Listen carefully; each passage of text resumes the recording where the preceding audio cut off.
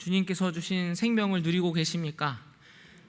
우리가 주님과 함께 동행하며 나아갈 때 주님께서 주시는 새 생명이 우리 가운데 날마다 새롭게 충만할 줄로 믿습니다.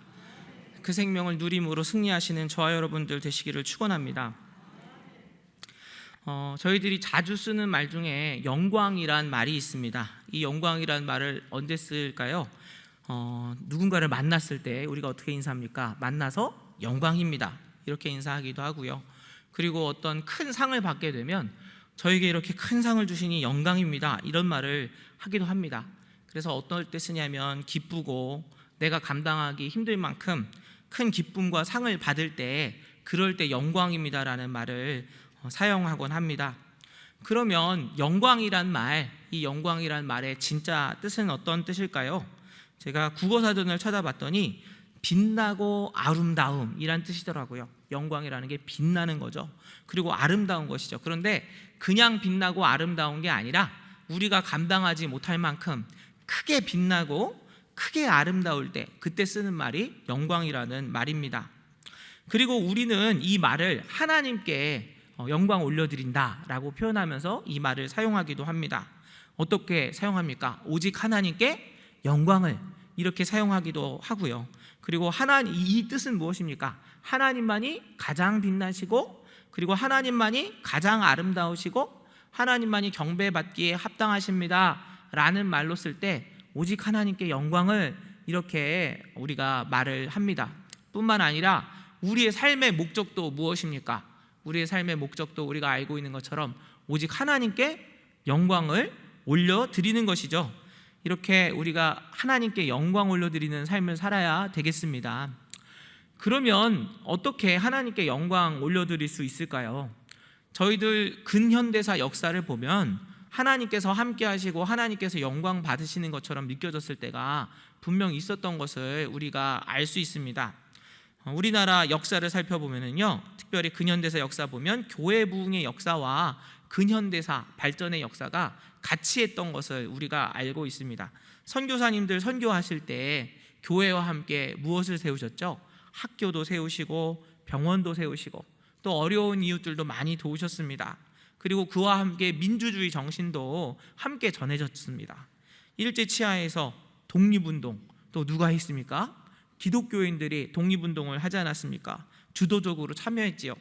그때는 사실 성도들이 그렇게 많지 않았는데, 기독교가 그렇게 많이 전해지지도 않았는데, 그때 굉장히 주도적으로 독립운동을 주도했던 사람들이 바로 기독교인들이었습니다. 모든 인간은 하나님 앞에 평등하고 또 하나님이 허락하신 나라를 반드시 지켜야 된다, 또 평화로 독립을 이뤄내야 된다, 이러한 믿음을 가지고 독립을 꿈꿔왔던, 그리고 헌신했던 수많은 기독교인들이 있었습니다. 그러면 이 나라가 북한의 침략으로 적화의 위기에 있을 때, 그때도 어땠습니까? 그때도 교회와 성도들은 나라를 지키고 또 복음을 수호하기 위해서 노력했던 것을 우리가 알 수 있습니다. 그리고 나라가 어렵고 힘들 때도요, 나라가 발전하기 위해서 최선을 다하고 또 헌신했던 그런 많은 공헌들을 교회와 기독교인들이 했던 것을 알 수 있습니다. 물론 그때도 부분적으로는 잘못된 부분들이 있을 수도 있었겠지만, 그래도 교회와 기독교인들을 향해서 세상은 어떻게 했습니까? 세상은 자신들이 할 수 없는 일을 잘하고 있다, 그리고 정말 너무 열심히 잘한다, 그러면서 세상에서도 박수를 보냈던 것을 기억하고 있습니다.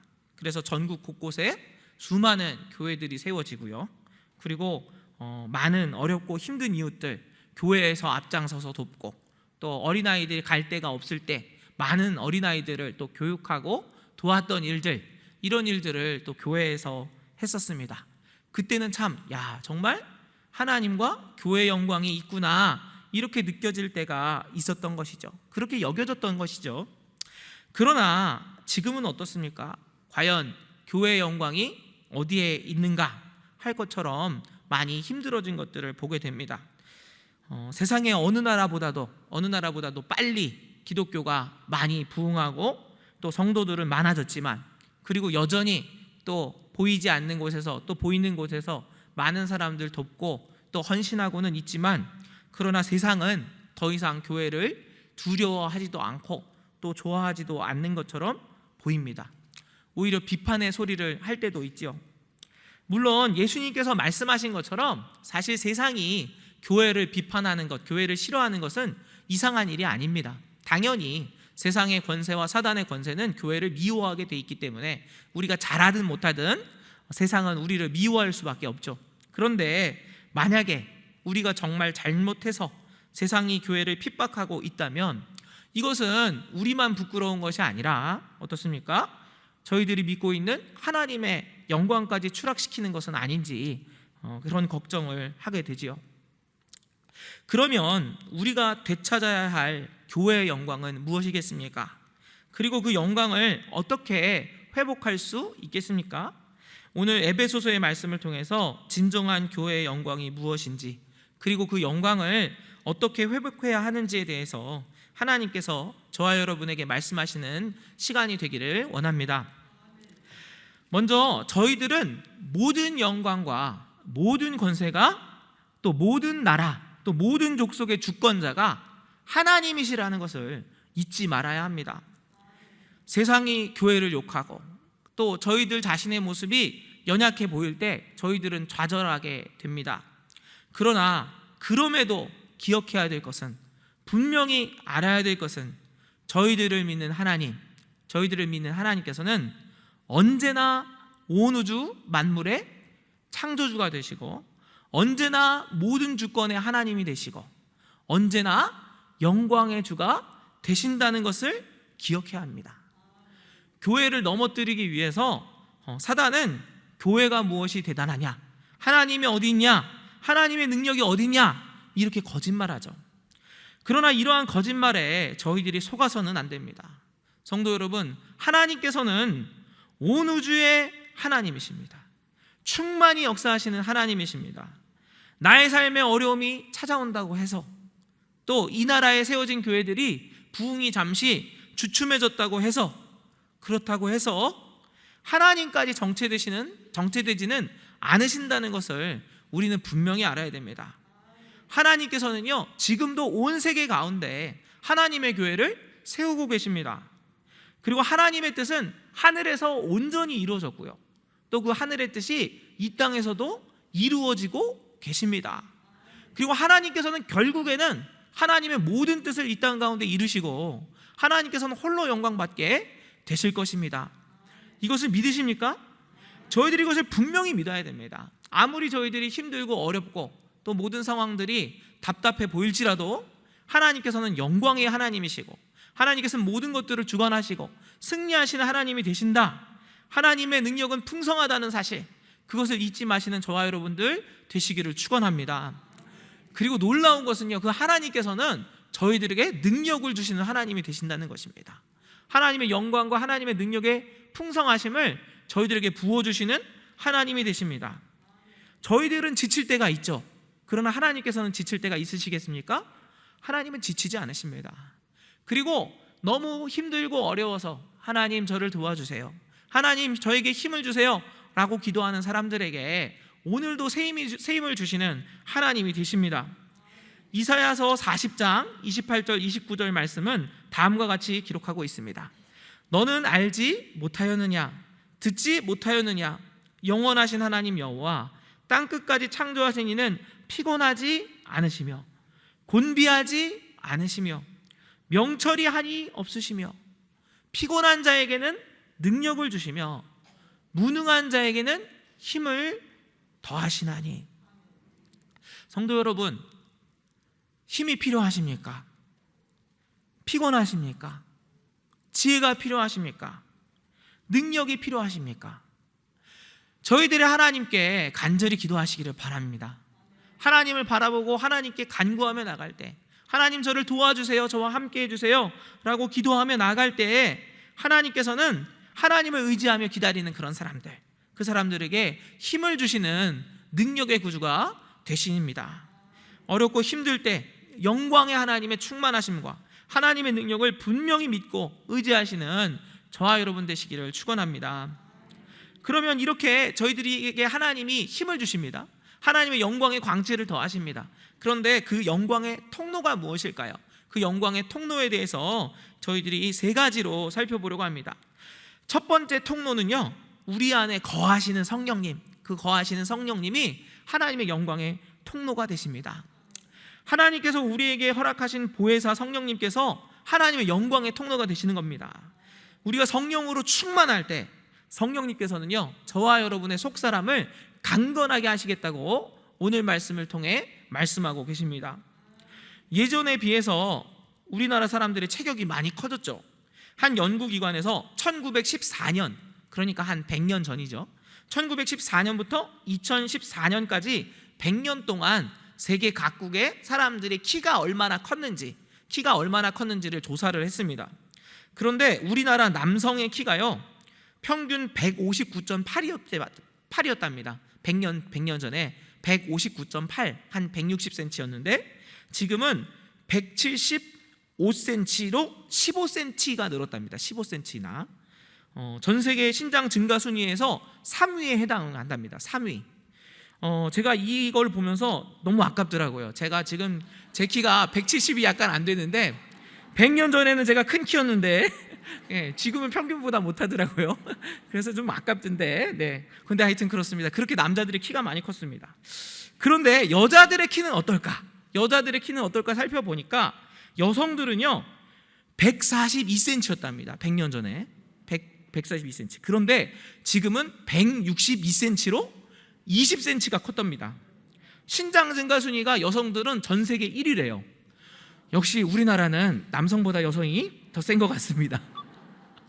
이렇게 신체 조건으로 보면요, 우리나라 국민의 신체 조건이 아주 좋아진 것으로 보입니다. 아주 좋아졌죠. 아주 커졌죠. 얼마나 커졌냐면요, 우리나라 체격이 일본인들과 중국인들 세 나라로 비교를 해도 우리나라가 이젠 제일 크답니다. 그런데 체력은 어떨까요? 체력은 세 나라 중에 제일 못하답니다. 그러니까 키는 커졌는데 몸은 불었는데 그 건강은 오히려 약해졌다는 겁니다. 체력은 약해졌다는 거죠. 그러면 정신적인 부분은 어떨까요? 이제부터는 좀 슬픈 얘기인데요, 진짜 슬픈 얘기입니다. 저희들 나라 자살률이요, 95년 인구 10만 명당 15명이었는데 2020년이니까 2년 전이죠. 2020년에는 10만 명당 25.7명. 그러니까 대략 1년에 13,000명 정도가 자살을 한답니다. 그리고 하루 평균 36명이 자살을 하고요, 하루에 40분마다 한 명이 죽는 꼴이에요. 40분마다 한 명이. 이것은요, OECD라는 선진국들 중에서는 3년간 우리가 몇 등이었을까요? 1등입니다. 3년간 1등이고 전 세계에서도 4위랍니다. 자살률이. 이것은요, 거리를 우리가 다녀도 알죠. 여러분, 우리가 훨씬 살기 좋은 나라를 살고 있는데 어떻습니까? 거리에 정신질환을 앓고 계신 분들이 얼마나 많이 있습니까? 예전보다 훨씬 더 많이 보게 되지 않습니까? 물론 생활이 복잡해지고 그런 가운데 저희들 가운데 정신적인 어려운 일들이 더 많이 생겼을 수는 있습니다. 그럼에도 우리가 분명한 것은요, 우리나라 사람들이 겉모습은 굉장히 커졌는데, 더 성장했는데, 그런데 속사람은 어떻죠? 오히려 약해지고 병들어 가고 있다는 것을 저희들이 인정할 수밖에 없는 것이죠. 그러면 어떻게 해야 속사람이 강건해질 수 있겠습니까? 다른 길은 사실 없는 줄로 믿습니다. 오직 성령님만이 우리의 속사람을 강건하게 하실 수 있음을 믿으시기를 바랍니다. 성령님께서 저희들 가운데 임하실 때 저희들은 온전히 회복되고 저희들의 속사람이 강건해지는 겁니다. 오늘 말씀 16절과 같이 성령이 임하실 때 성령께서 하나님의 능력으로 저희들의 속사람을 강건하게 해주시는 것입니다. 성도 여러분, 제자들 있지 않습니까? 제자들이 예수님과 3년 동안 동고동락하면서 예수님의 기적을 보고요, 또 예수님이 사람을 살리는 것을 보고요, 그리고 마지막엔 예수님께서 십자가에서 죽으셨다가 사흘 만에 부활하신 것, 제자들이 보지 않았습니까? 근데 그렇게 제자들이 봤는데 어땠죠? 제자들은 그럼에도 그들의 속사람이 강건해지지 못했습니다. 속사람이 연약해서 여전히 숨어 있었습니다. 하지만 그들이 성령님을 체험했을 때, 성령님이 그들 가운데 충만히 역사하셨을 때 무슨 일이 일어납니까? 그들의 속사람이 강건해져서 완전히 다른 사람이 됐습니다.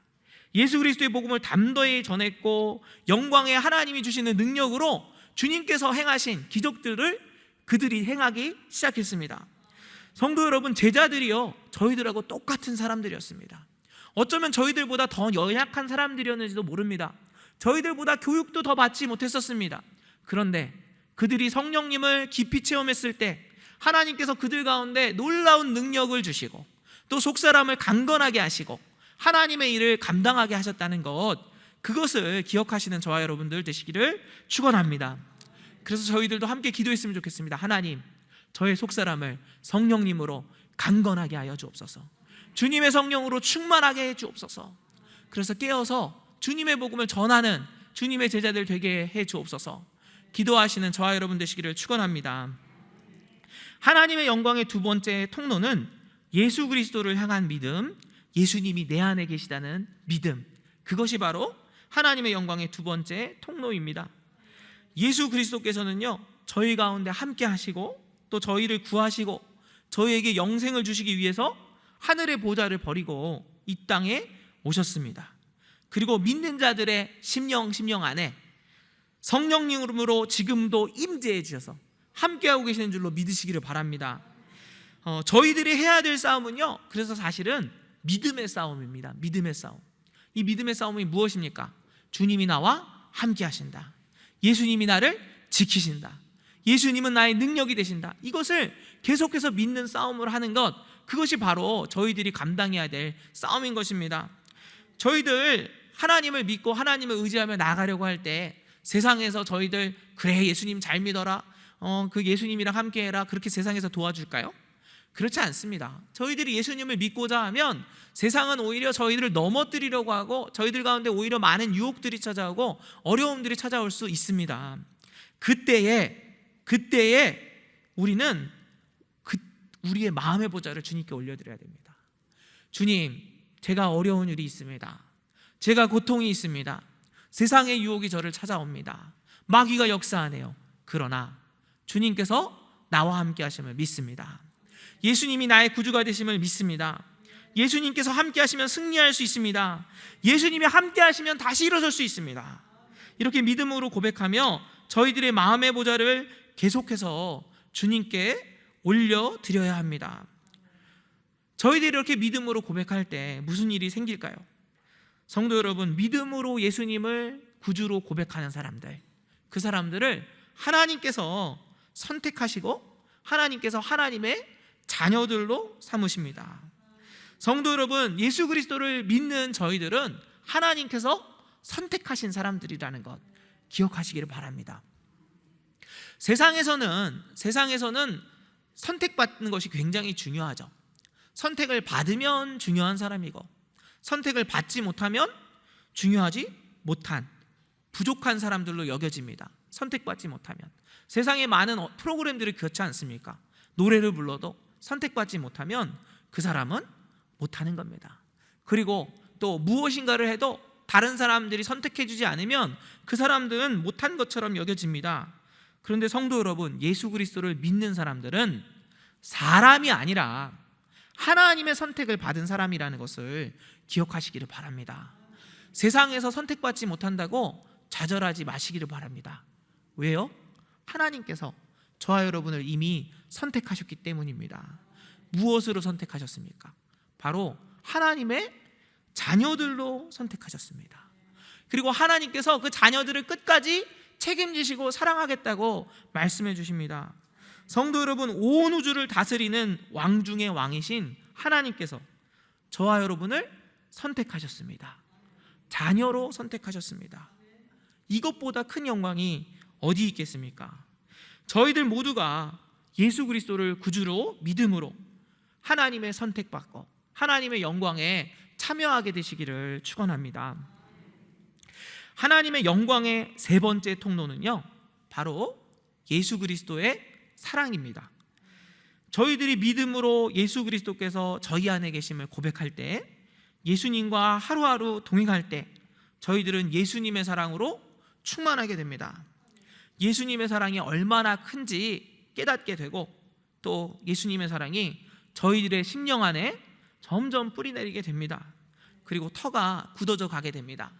그전에는 세상 사람들의 이야기가 들려오고 세상 사람들의 이야기와 또 평가 가운데 흔들렸지만, 우리가 예수님의 사랑을 알면 알수록, 예수님과 동행하면 동행할수록 저희들은 더욱더 담대해지고 굳건해지고, 이제는 다른 것들로 인해 요동하지 않게 됩니다.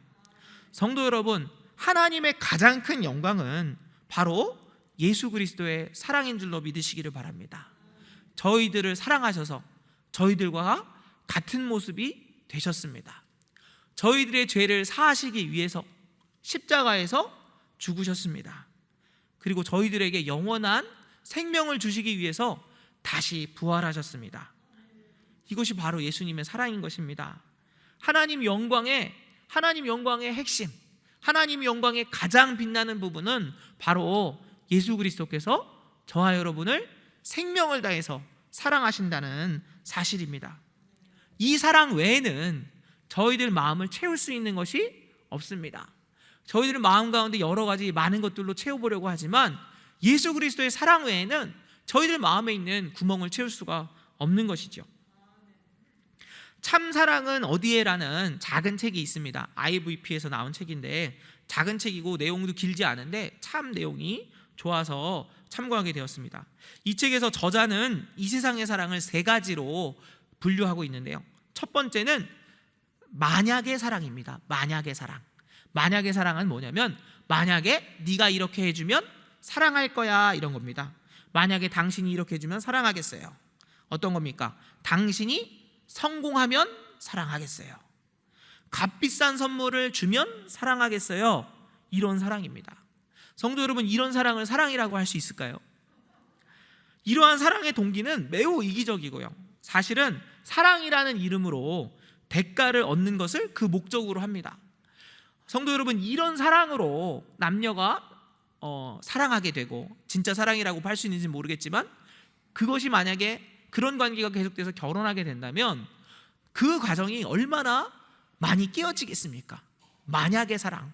그렇게 하지 못하면 사랑은 더 이상 없는 겁니다.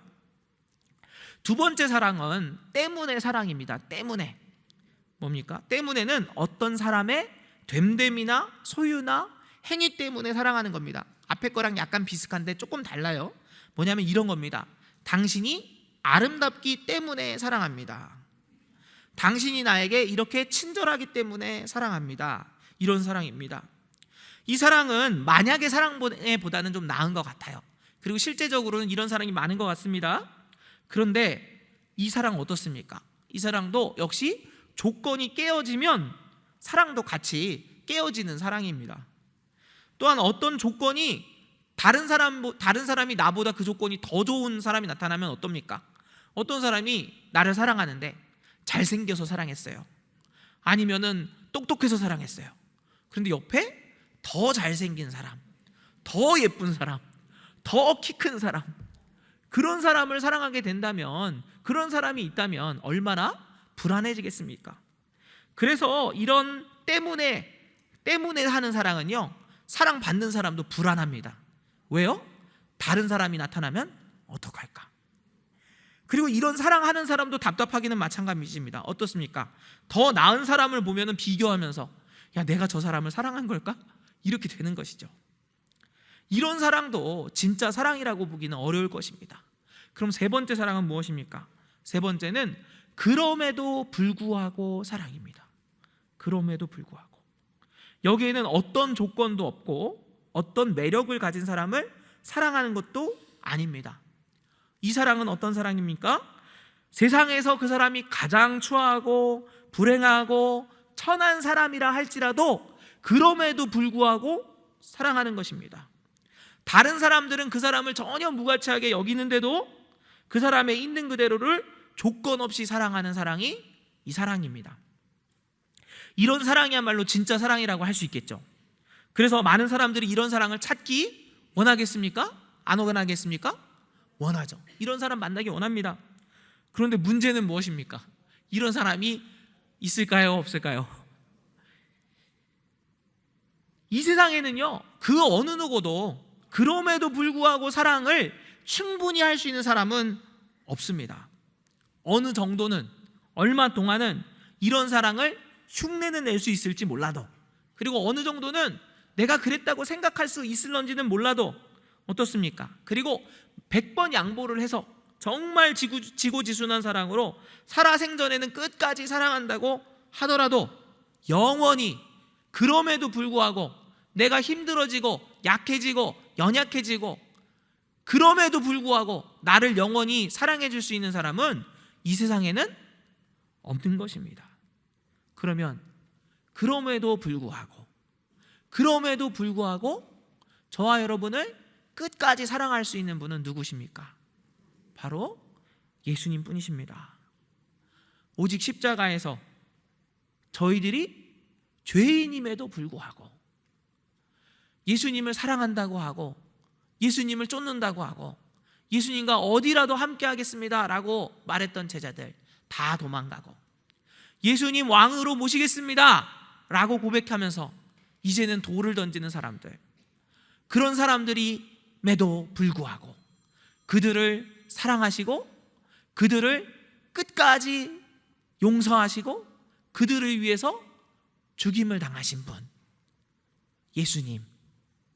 예수님만이 저와 여러분을 그럼에도 불구하고 끝까지 사랑하실 수 있는 분인 줄로 믿으시기를 바랍니다. 성도 여러분, 이 세상에는요, 완전하고 영원한 사랑이 없습니다. 그렇죠? 당신을 영원히 사랑해, 이렇게 속삭이던 그 사람의 사랑이 한결같던가요? 그 사람이 영원히 나와 함께 할 수 있던가요? 성도 여러분, 이 세상의 어떤 사람의 사랑도 그 사람의 힘만으로는 영원히 사랑할 수 없는 것입니다. 정말 저와 여러분의 삶을 완전하게 하고 저와 여러분이 만족하게 하고 그리고 저와 여러분을 끝까지 함께 하시는 분, 그분은 오직 예수 그리스도밖에 없습니다. 성도 여러분, 예수님께서는 그런데 그 사랑을 저와 여러분에게 이미 주셨습니다. 그래서 저와 여러분이 이제는 더 이상 세상에 다른 사랑을 찾아다니시지 마시기를 바랍니다. 예수님이 그 사랑을 이미 주셨기 때문에 예수님의 사랑 가운데 거할 때 예수님의 사랑 안에서 저와 여러분이 하나님의 영광의 빛을 보게 될 줄로 믿습니다. 성도 여러분, 우리가 이렇게 주님의 사랑을 깊이 받으면 어떤 일이 일어날까요? 그러면 오늘 말씀에 이렇게 되어 있습니다. 저희들의 마음 가운데 예수님의 사랑이 굳게 박히게 된다라고 오늘 말씀에는 기록되어 있습니다. 그리고 저희들의 심령이 강건해진다고 말씀하고 계십니다. 예수 그리스도의 사랑의 너비와 길이와 높이와 깊이가 어떠한지를 깨달아가게 된답니다. 성도 여러분, 예수님의 사랑의 깊이가 어떻습니까? 원수까지도 사랑하고 끝까지 인내하고 끝까지 기다리고 또 정말 주님 안에서 인내하며 하나님의 나라를 바라보는 것, 그러한 예수님의 사랑의 깊이를 저와 여러분이 알아가게 되는 은혜가 있기를 원합니다. 저희들이 예수님의 사랑 안에 이렇게 깊이 푹 잠기게 되면은요, 그때 하나님의 영광이 저희들 가운데 임하게 됩니다. 하나님의 능력이 임하게 됩니다. 하나님께서 도와주심으로 말미암아 저희들은 저희들 가운데 있는 모든 것들 이겨내게 될 줄로 믿습니다. 오늘 말씀 부분은 무슨 말씀에서 또 어떻게 나옵니까? 저희들이 구하거나 바라는 것보다 하나님께서 더 많이 주신다고 기록하고 있습니다. 저희들은 이만큼 원했는데 하나님, 제가 버텨낼 수 있게 해주세요, 하나님 승리할 수 있게 해주세요 라고 기도했는데 하나님께서는 저희들에게 저희들의 어려움을 버티게 하실 뿐 아니라 하나님의 복음을 전하게 하시고 하나님의 영광의 빛을 함께 발하게 하실 줄로 믿으시기를 바랍니다. 이렇게 저희들이 온전히 하나님을 의지하고 예수 그리스도를 믿고 성령의 능력으로 충만해질 때 저희들은 이 세상에서 승리하게 됩니다. 그리고 이 세상에서도 때로는 영광의 자리에 하나님이 서시게 하시기도 합니다. 그런데 이때가 너무너무 중요합니다. 바로 우리가 이때 어떻게 해야 될까요? 하나님이 우리에게 영광을 부어주셨을 때 우리가 어떻게 해야 되겠습니까? 그때 우리는 우리의 모든 영광을 오직 하나님께 올려드려야 되겠습니다.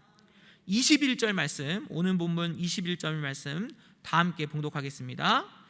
교회 안에서와 그리스도 예수 안에서 영광이 대대로 영원 무궁하기를 원하노라. 아멘. 성도 여러분, 영광은요, 그리스도의 몸인 교회 안에서, 그리스도 예수 안에서 오직 하나님께만 올려져야 합니다. 왜 그렇습니까? 영광의 주인이, 빛나고 높은 빛과 하나님의 능력의 주인은 누구이십니까? 오직 하나님뿐이시기 때문입니다. 오직 하나님께 영광이 올려져야 그 영광은 계속해서 이 세상을 밝히는 하나님의 빛이 될 수 있습니다. 얼마나 많은 사람들이 하나님의 영광으로 시작했다가 그 영광을 자신의 영광으로 취해서 넘어졌는지 모릅니다. 얼마나 많은 사람들이 입술로는 하나님의 영광을 위한다고 하면서 나중에는 자기 욕심을 채우고 그래서 오히려 하나님의 영광을 가렸는지 모릅니다. 성도 여러분, 하나님께서 주신 승리와 영광을 내 자신의 것으로 착각하게 될 때 저희들이 타락하게 되고요, 그리고 세상은 교회에 실망하게 되는 것입니다. 하나님의 영광은 오직 하나님께서 취하실 영광임을 저와 여러분이 결코 잊지 마시기를 바랍니다.